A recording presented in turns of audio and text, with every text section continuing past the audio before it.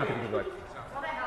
I thank my honourable friend for giving way, and I do think that there's no recognition from the other side of the £22 billion the government put in to help with the cost of living, particularly with the 5p cut in fuel duties.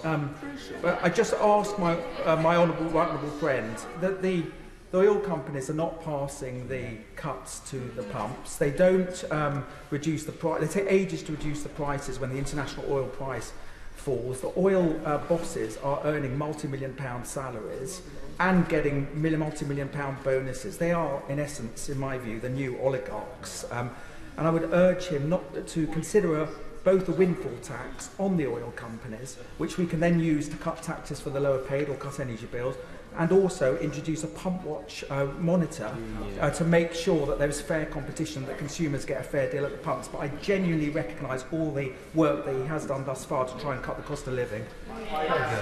Thank my honourable friend for his advice and support, and I will come on to both of his points momentarily, in fact. But he's right to remind the House that so far we have provided £22 billion of direct support.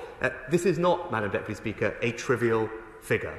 It's £22 billion of support to help families up and down our country at a time of challenge. And we have taken action, as we heard, to cut people's bills, starting with fuel duty, and I commend my honourable friend for his campaigns on this, cut by 5p a litre, worth £100 this year, together with the freeze. Council tax cut by £150. And I think what the honourable gentleman opposite didn't mention, the right honourable gentleman opposite, that £150 of support, which, as we heard from my honourable friend behind, is made a huge difference to families, came faster than any support that the Labour Party was offering in their proposal in size, and it went to a far broader group of people than their proposal, because we did want to support those on middle incomes as well.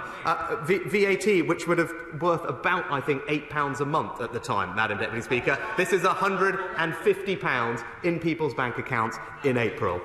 We also cut the taper rate in universal credit, as I've said, giving an extra £1,000 to the average household. The Warm Homes discount increased to £150. The national living wage, as we heard, increased, giving low-paid workers a pay rise of £1,000.